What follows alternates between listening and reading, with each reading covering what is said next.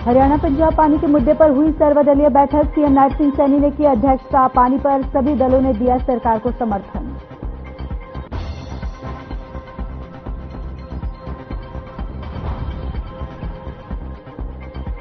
पंजाब के पानी रोकने पर कांग्रेस प्रदेश अध्यक्ष उदयन भान का बयान। कहा, बीजेपी के साथ मिलकर लड़ेंगे पानी की लड़ाई। सुप्रीम कोर्ट तक सैनी सरकार के साथ जाएगी कांग्रेस। पंजाब हरियाणा हाईकोर्ट पहुंचना, पानी का विवाद। हरियाणा में पानी की कमी को लेकर हाईकोर्ट में याचिका दाखिल। भाखड़ा हॉर्ड वर्कर्स पर तैनात पुलिस बल को हटाए जाने की मांग। महेंद्रगढ़ के अटेरी में हथियारबंद बदमाशों का आतंक। पुराना बस अड्डा पर 2 युवकों को चाकू पर लोहे की रोड से किया हमला। एक युवक की रीढ़ की हड्डी में लगा चाकू, दूसरे को आई मामूली चोट। फरीदाबाद में चोरों ने मंदिर को बनाया निशाना। शिवलिंग पर चढ़ी 3 किलो से ज्यादा चांदी की चोरी। सीसीटीवी में कैद हुई चोरी की वारदात।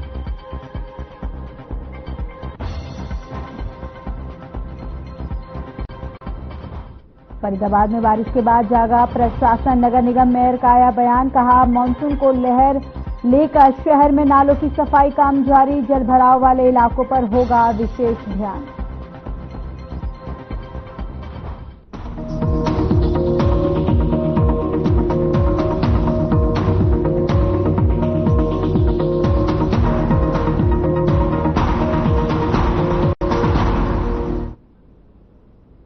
नमस्कार, बहुत स्वागत है आप सभी का। मैं हूं आपके साथ ज्योति यादव। चंडीगढ़ में नशे के खिलाफ पदयात्रा आयोजित की गई, जिसमें मुख्यमंत्री नायब सिंह सैनी ने शिरकत की।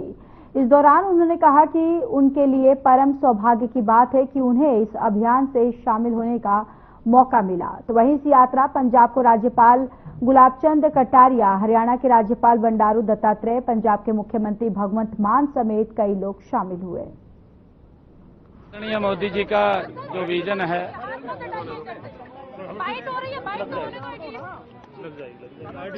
मोदी जी का जो विजन है कि भारत विकसित राष्ट्र बने।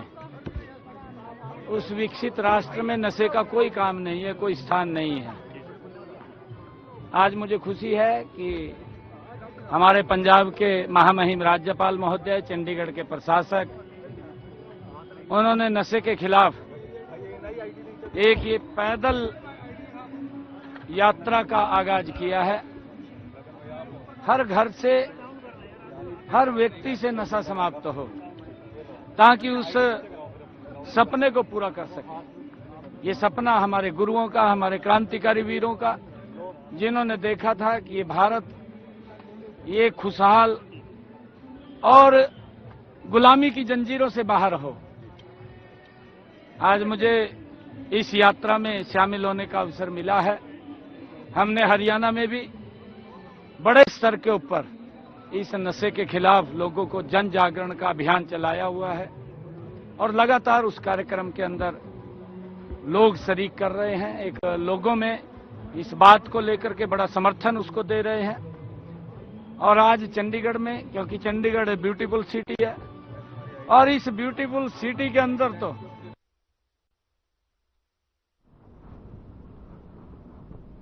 हरियाणा में सर्वदलीय बैठक हुई, जिसके बाद मुख्यमंत्री नायब सिंह सैनी ने जानकारी दी। सीएम सैनी ने प्रेस कॉन्फ्रेंस की, जिसमें तमाम विपक्षी दलों के नेता भी शामिल हुए। सीएम सैनी ने कहा कि सर्वदलीय बैठक में भाखड़ा के पानी पर गंभीर चर्चा की है। सबने मिलकर फैसला किया है कि SYL का पानी मिलना चाहिए। तो वहीं सीएम सैनी ने सीएम मान पर आरोप लगाते हुए कहा कि मान साहब असंवैधानिक रूप से कार्य कर रहे हैं। बल्कि भारत के संघीय ढांचे पर भी सीधा प्रहार ये मान सरकार ने किया है। भारत एक संघीय देश है, जहां हर राज्य का कर्तव्य है कि वह अपने पड़ोसी के हितों का सम्मान करे। और मान सरकार का यह रवैया न केवल हरियाणा बल्कि पूरे देश के लिए एक गलत मिसाल कायम करता है। मान साहब का दावा कि 31 मार्च को हरियाणा का पानी खत्म हो गया, पूरी तरह से ये भ्रामक और झूठा प्रचार वो किया जा रहा है। बीबीएमबी के स्पष्ट आंकड़े हैं। हरियाणा ने अपने कोटे का उपयोग किया, लेकिन अप्रैल 2025 के लिए अतिरिक्त पानी का आवंटन बीबीएमबी की तकनीकी कमेटी ने किया था। मान सरकार का इसे रोकना न केवल अनैतिक है, बल्कि कानूनी और संवैधानिक रूप से भी ये गलत है। मान साहब यह कैसे भूल गए कि वर्ष 2022, 2023 और 2024 में कभी भी अप्रैल और मई माह में हरियाणा कॉन्टैक्ट पॉइंट पर 9000 क्यूसिक से कम पानी नहीं दिया गया। मई के महीने में डैम से जो पानी आता है वह पंजाब, हरियाणा, दिल्ली और राजस्थान पीने के लिए ही उपयोग करते हैं। कई साल से हरियाणा को आने वाले पानी में से 800 क्यूसिक पानी राजस्थान, 400 क्यूसिक पानी पंजाब और 500 क्यूसिक पानी दिल्ली को जाता है। अगर पिछले 3 साल की बात करें तो मई 2022 में हरियाणा को औसतन 9727 क्यूसिक और मई 2023 में औसतन 9850 क्यूसिक और मई 2024 में औसतन 10,067 क्यूसिक पानी मिला था। लेकिन जैसे ही वर्ष दिल्ली में जो आम आदमी की पार्टी की सरकार हारी, तो आम आदमी पार्टी की सरकार ने पीने के पानी में ही कटौती कर दी। भाई उससे सही इसका क्या लिंक है? ये पीने का पानी है। आप वो दोष हमारी हरियाणा की जनता के ऊपर क्यों दे रहे हैं? इसका असर वहां के लोगों को भी पड़ेगा। जिन लोगों ने आपको वहां वोट दिया था उनके ऊपर भी असर पड़ने वाला है। हैरानी की बात है कि जब तक दिल्ली में आम आदमी की सरकार थी, तब तक तो आम आदमी पार्टी की सरकार को दिल्ली जाने वाले पानी पर कोई आपत्ति नहीं थी। लेकिन अब चूंकि वहां पर वो हार गए हैं, तो अब दिल्ली की जनता के सामने खड़े इस जल संकट पर मान सरकार ने आंखें बंद कर ली हैं, आंखें मूंद ली हैं। ऐसा प्रतीत होता है कि यह सब दिल्ली की जनता से बदला लेने के लिए हमारे हरियाणा के लोगों को भी प्रताड़ित करने का ये काम कर रहे हैं। मान साहब यह भी याद रखना चाहिए आपको कि जून से पहले भाखड़ा डैम के जल भंडारण को निश्चित मात्रा तक खाली करना भी आवश्यक है। ये सब जानते हैं, ताकि मानसून के दौरान बारिश का पानी संग्रहित किया जा सके। यदि जल स्तर भंडारण में जगह नहीं होगी तो बारिश से मिला अतिरिक्त पानी वो पाकिस्तान चला जाएगा। उसको मालूम है, क्योंकि उसको आगे रोकने का कोई स्थान नहीं है, जो न तो पंजाब के हित में है और न ही राष्ट्र के हित में है। ये इस बात का मान साहब को ध्यान रखना चाहिए। हरियाणा ने हमेशा अपने बड़े भाई पंजाब के साथ भाईचारा निभाया है। हमने कभी पंजाब के हक पर सवाल नहीं उठाया। लेकिन आज जब हरियाणा का किसान अपनी मेहनत से उगाई फसल को सूखता देख रहा है, तो मान सरकार का यह रवैया हमें मजबूर करता है कि हम कड़े कदम उठाएं। मान सरकार ने सर्वदलीय बैठक बुलाकर विधानसभा का विशेष सत्र बुलाने और प्रधानमंत्री जी से मुलाकात करने की भी बात उन्होंने कही है। लेकिन यह सत्र एक तरफा प्रस्ताव पास करने का मंच नहीं बनना चाहिए। पानी का मुद्दा दोनों राज्यों का है और इसका हल बातचीत और सहयोग से ही निकलेगा। आम आदमी पार्टी के हमारे मान साहब सरकार जल विवाद और अन्य मुद्दों के जरिए भारत के संघीय ढांचे को कमजोर। हरियाणा के ऊर्जा परिवहन एवं श्रम मंत्री श्री अनिल विज ने पंजाब सरकार द्वारा भाखड़ा डैम पर पहरा लगाकर सुरक्षा बढ़ाने और पानी न देने के फैसले को लेकर कड़ी प्रतिक्रिया देते हुए कहा कि पंजाब की संस्कृति को छबिल लगाकर प्यासे को पानी पिलाने की थी, लेकिन आज इस पंजाब ने हरियाणा के लोगों के पीने वाले पानी का गिलास छीन लिया है। पंजाब की वो संस्कृति जो प्यासों को पानी पिलाने के लिए छबीले लगाते, आज उस पंजाब ने हरियाणा के लोगों के पीने वाले पानी का गिलास छीन फेडरल स्ट्रक्चर में हम मैं करके नहीं जी सकते। हमें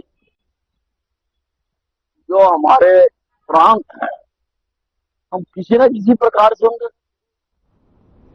यमुनानगर पहुंचे हरियाणा कांग्रेस अध्यक्ष उदय भान की पानी के मसले पर बड़ा बयान दिया है। उन्होंने कहा कि पंजाब के खिलाफ हरियाणा कांग्रेस बीजेपी के साथ है और पानी को लेकर प्रधानमंत्री सुप्रीम कोर्ट के नायब सैनी से बात करनी पड़ी तो हम पीछे नहीं हटेंगे।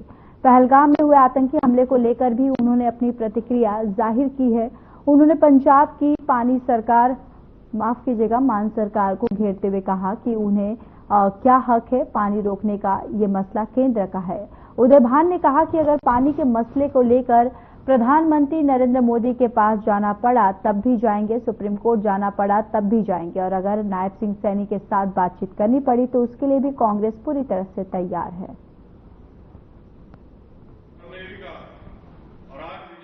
अभी मैंने काफी बातें रखी हैं अपनी स्पीच के अंदर। तो एसवाईएल का तो मुद्दा अपनी जगह खड़ा ही है। एसवाईएल से अलग जो भाखड़ा का जो पानी था जो हमें मिलता रहा दशकों से, उसका ये नया इशू आ गया कि पंजाब ने बगैर किसी कारण के और 5000 क्यूसेक पानी हरियाणा का रोक दिया, जबकि पंजाब को कोई अधिकार ही नहीं है। वहां तो बीबीएमबी है, सेंटर का है, भाखड़ा ब्यास मैनेजमेंट बोर्ड। उससे पहले हमेशा वहां डायरेक्टर भी हरियाणा का रहता रहा है, इरिगेशन डिपार्टमेंट का, और बिजली का पंजाब का रहता रहा है। लेकिन इस बार जो डायरेक्टर पंजाब का कर दिया तो उसने जो इस तरह से जो उन्होंने एकदम गलत फैसला है। ये भाजपा क्या कहती है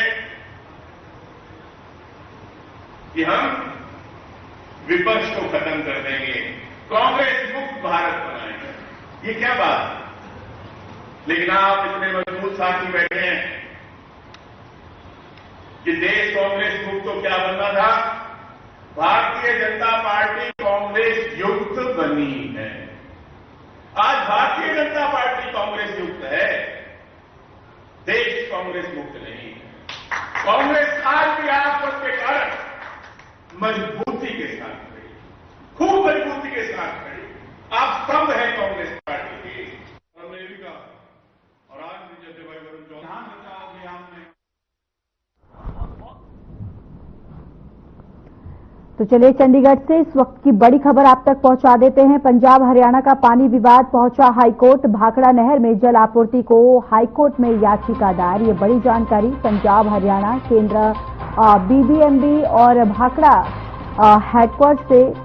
हेडवर्कर से पुलिस बल जो है उसकी तैनाती यहां से हटाई गई है। ये बड़ी जानकारी। पंजाब हरियाणा का पानी विवाद अब हाईकोर्ट पहुंचा। भाखड़ा नहर में जल आपूर्ति को लेकर हाईकोर्ट ये पूरा मामला पहुंचा है और भाखड़ा हेड वर्कर्स पर तैनात पुलिस को अब हटाया गया है। ये बड़ी जानकारी आप तक साझा कर रहे हैं, जहां पर अब ये पानी का ये जो विवाद जो है अब ये हाईकोर्ट पहुंचा है।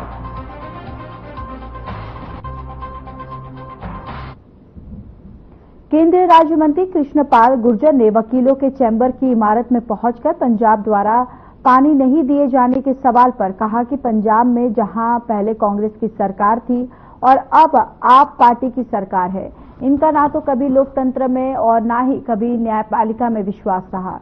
वहीं उन्होंने पहलगाम मामले पर कहा कि इस मामले में मोदी जी ने पूरी दुनिया के देश का समर्थन जुटाया और सभी देश भारत के पक्ष में खड़े हैं और यह मोदी सरकार की कूटनीति का नतीजा है। केंद्रीय राज्य मंत्री आज सांसद निधि से वकीलों के चैम्बर की 6 मंजिला बिल्डिंग में बनाई गई नई लिफ्ट का उद्घाटन करने पहुंचे, जहां तमाम वकीलों ने उनका जोरदार स्वागत किया।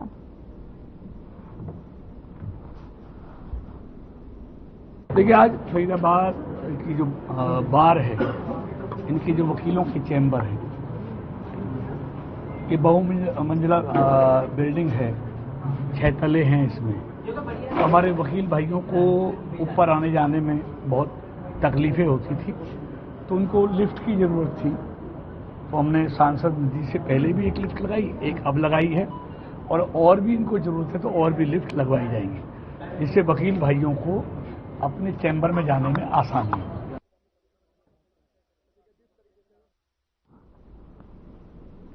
इस बीच चंडीगढ़ से एक और बड़ी खबर सामने आ रही है। रविवार को दौरे पर रहेंगे सीएम सैनी। फरीदाबाद का दौरा करेंगे मुख्यमंत्री नायब सिंह सैनी।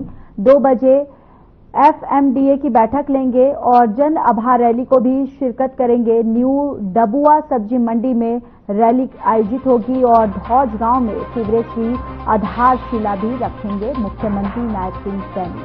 इस वक्त की बड़ी खबर चंडीगढ़ से, जहां पर रविवार को दौरे पर रहेंगे मुख्यमंत्री सैनी और फरीदाबाद का दौरा करेंगे मुख्यमंत्री सैनी, जहां 2 बजे एफएमडीए की बैठक भी लेंगे। जन आभार रैली को भी यहां पर शिरकत करेंगे। धौज गांव में भी यहां पर मुख्यमंत्री नायब सिंह सैनी जो है शिरकत करेंगे।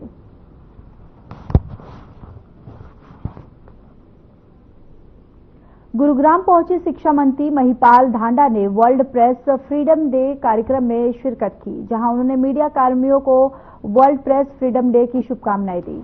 इस दौरान उन्होंने कहा कि हरियाणा में हर बच्चे को शिक्षा दी जा रही है।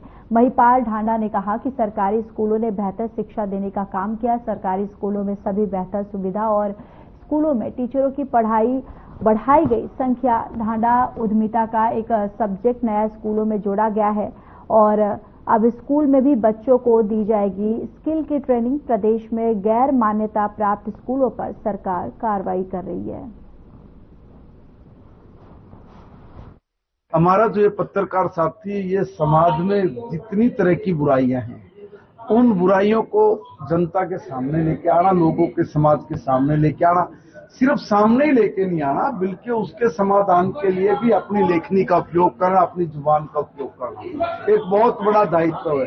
जब भारत विकसित भारत बनने की तरफ चल रहा है, जब भारत अपने संकल्प को सिद्धि तक लेके जाने की 2047 तक बात कर रहा है, तो उसमें भी जो पत्रकार छायाकार या पत्रकार जगत की जो अपनी भूमिका है, वो उसको उसके सामने जो उन चैलेंजिंगों के साथ वो कैसे पूर्ण करता है, ये उनके लिए भी एक बड़ा पर्सन है, एक बड़ा जवाबदेही है। मैं चाहूंगा कि परमात्मा सबको इतनी ताकत बख्शे कि आप 2047 तक के अपने संकल्प में जो आपके हिस्से का काम है, आप उसको।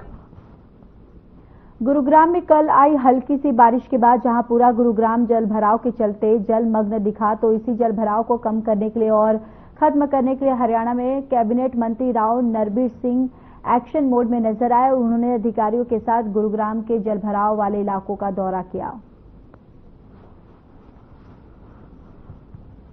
ये एमजी रोड है जी, बिजली बोर्ड के ठीक सामने। अभी तो मॉनसून शुरू भी नहीं हुआ और ये हाल है, पानी भरा हुआ है। महनौल एक काफी गहरा गटर टूटा हुआ है, जिसका पानी भरने की वजह से पता भी नहीं चलता। सुबह से 2-3 कस्टमर टू व्हीलर वाले गिर पड़े, उनको काफी चोट भी लगी। और मेरी प्रशासन से गुजारिश है कि इसको जल्दी से जल्दी ठीक कराया जाए। सरकारी अधिकारियों को, चाहे जीएमडी हो चाहे नगर निगम के अधिकारी हो, उनको ये निर्देश दिए जा रहे हैं सरकार की तरफ से कि भाई इन पॉइंटों का आप देख रेख करो। अभी हमारे पास 2 महीने का समय है और 2 महीने में भी हम इन पॉइंटों की देख रेख नहीं कर पाए और पानी की व्यवस्था निकासी की नहीं कर पाए, तो फिर इससे ज्यादा प्रशासन फेलियर नहीं होगा। अभी तो आज तो 19 ही पॉइंट देख रहे हैं। टोटल 100 से ऊपर जगह है गुरुग्राम में जहां जल भराव होता है। जितने जेई एसडीओ जितने 1 या 2 या 3 पॉइंट एक को देख के सबके नाम लिख के बाकायदा कि इन पॉइंटों की जिम्मेवारी फला एसडीओ की, फला जेई की, फला एक्शन की होगी। आने वाले समय में यदि वहां जल भराव होता है तो वो कर्मचारी रिस्पॉन्सिबल होगा कि मेरे इलाके में यहाँ जल भराव हुआ। फरीदाबाद में बीते रोज हुई तेज बारिश के चलते जहां शहर में भारी जल भराव देखा गया, तो वहीं रेलवे अंडरपास के नीचे एक गाड़ी डूब गई। शहर में जल भराव की स्थिति को देखते हुए फरीदाबाद की मेयर प्रवीण भत्रा जोशी ने साफ किया कि पहले के मुकाबले जल भराव में भारी कमी आई है और कुछ ही देर में जल भराव क्लियर हो गया था, क्योंकि नगर निगम द्वारा नालों की सफाई करवाई जा रही है। उन्होंने कहा कि जिन क्षेत्र में ज्यादा जलभराव देखा गया है वहां ज्यादा ध्यान नहीं दिया जाएगा और मानसून से पहले तमाम बरसाती नालों की सफाई पूरी कर ली जाएगी। मैं तो कहूंगी कि आज की बारिश ने अच्छा हमें अलर्ट कर दिया और बता भी दिया कि हम जो सफाई अभियान हमारा चल रहा है कि किस जगह पर और अधिक ध्यान देने की आवश्यकता है। जैसे आपने नीलम फ्लाईओवर की बात की, तो बाकी और जगह पर जो हमने देखा आज पानी का ठहराव बहुत कम था या कई जगह पर था ही नहीं। जिन जगह पर पूरा दिन रहता था आज वहाँ नहीं था, तो जिन जगह पर था तो आज हम उन पर और ध्यान देंगे, उन पर और अधिक काम होगा। जिनकी भी शिकायत हमारे पास आई है डेयरी से संबंधित, ये नॉलेज में है हमारे कि गोबर पानी उसमें नाले में जाता है जिसके कारण कि नाले रुक जाते हैं या नालियों में या सीवरेज में भी डाल देते हो। तो पहली बात तो ये कि हमारी जनता को ही सोचना चाहिए, डेयरी वालों को ही सोचना चाहिए कि गोबर का कहाँ हमें उचित प्रयोग करना चाहिए, ना कि नालियों को सीवरेज। महेंद्रगढ़ जिले के अटली के पुराना बस अड्डा पर हमलावरों ने 2 युवकों पर चाकुओं और लोहे की रॉड से हमला कर दिया। इस हमले में एक युवक की रीढ़ की हड्डी में चाकू लगा जिसके कारण युवक पूरी तरह से घायल हो गया, जबकि दूसरे युवक की मामूली चोटें आई हैं और इस बारे में युवक के परिजनों ने पुलिस में शिकायत दी। शिकायत मिलने के बाद पुलिस जांच में जुट गई है। चाकू लगे युवक की हालत गंभीर हुई है और जिसको इलाज के लिए रेवाड़ी के एक निजी अस्पताल में भर्ती करवाया गया है। और मेरे बच्चे दोनों मंडी पढ़ने आते हैं, कोचिंग देते हैं, नारनौल जाते हैं। शाम के टाइम 4:30 बजे करीब कुछ शरारती पत्थर थे, उन्होंने उनको घेरा और बच्चों के ऊपर राड और चाकू से हमला किया। और क्या नाम है, हमको पता चला, मेरे पास फोन गया, मैं आया और मेरे भाई साहब पहले से मंडी में थे, उन्होंने देखा कोई उसको मार रहा है, उन्होंने उसको छुटाया और सरकारी हॉस्पिटल में लेके गए। तो बच्चे के पीठ के माए छाती पे मार रहे थे, बच्चा घूमने की वजह से पीठ में लग गया उसके। फतेहाबाद से खबर है जहां पुलिस अधीक्षक सिद्धांत जैन आईपीएस के दिशा निर्देशानुसार चलाए जा रहे नशा मुक्त फतेहाबाद के तहत जिला भर में नाकाबंदी और चेकिंग अभियान चलाकर नशे और नशा तस्करों की कमर तोड़ रही है। तो वहीं गली मोहल्लों, स्कूल और चेक चौराहों पर जागरूकता कैंप लगाकर आमजन को नशे के दुष्परिणामों के बारे में जागरूक किया जा रहा है।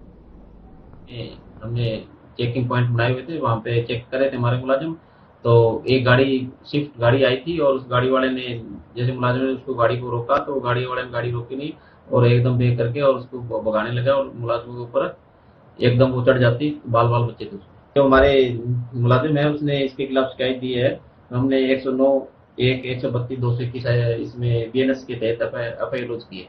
इसको हमने फतेहाबाद से गिरा है, ये सुमित है और इसके खुद के नाम की गाड़ी है और ये नशा का आदि है। जो हमारी अभी इन्वेस्टिगेशन में है उसको गिरफ्तार कर लिया। कारगिल मोहल्ले में ये नशे के संभावना है, नशे लेने के लिए आया वहाँ पे और जैसे पुलिस का नाका देखा तो चेकिंग पॉइंट थी वहाँ पे और वहाँ से ये गाड़ी भगा के कोशिश करी इसने गाड़ी भगाने।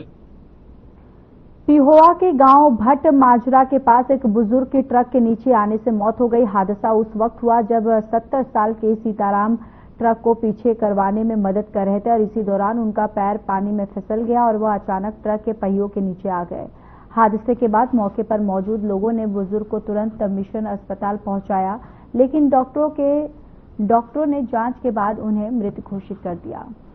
मिशन अस्पताल से एक्सीडेंट में सीताराम नाम के व्यक्ति को चोट लग गई। जब मैं वहाँ अस्पताल में गया उसकी डेड बॉडी तो वहाँ से मिशन अस्पताल से लेकर एलएनडीपी में रख दिया था और वासन उसके मौके पर नहीं मौजूद थे। कल उसके लड़के ने भी लड़के ने आगे बयान कहा कि ये मौके पे थे और उसकी जो मौत हुई है, जो ट्रक को पीछे गिरा था ना, तो उसका पानी में पाँव आ। नारनौल में रेवाड़ी रोड पर एक मोबाइल की दुकान पर 2 युवक पैदल आए। उन्होंने अपने हाथों में लाठी और रॉड ली हुई थी और युवक ने आते ही दुकान के मुख्य गेट के शीशे पर लाठी और रॉड से वार कर दिया। वारदात के बाद दोनों युवक अलग अलग दिशाओं में भाग गए। वहीं दिन दहाड़े हुए इस घटना में दुकानदारों में रोष बना हुआ है। दुकानदारों का कहना है कि इस प्रकार कोई भी व्यक्ति किसी भी दुकान पर हमला कर सकता है। ऐसे में प्रशासन को इसमें सख्ती से काम लेना चाहिए। इस बारे में दुकानदार के स्टाफ नितिन पांडे ने बताया कि आज दोपहर 2 लड़के नकाब लगाकर आए। उन्होंने आते ही दुकान पर हमला कर दुकान के शीशे तोड़ दिए।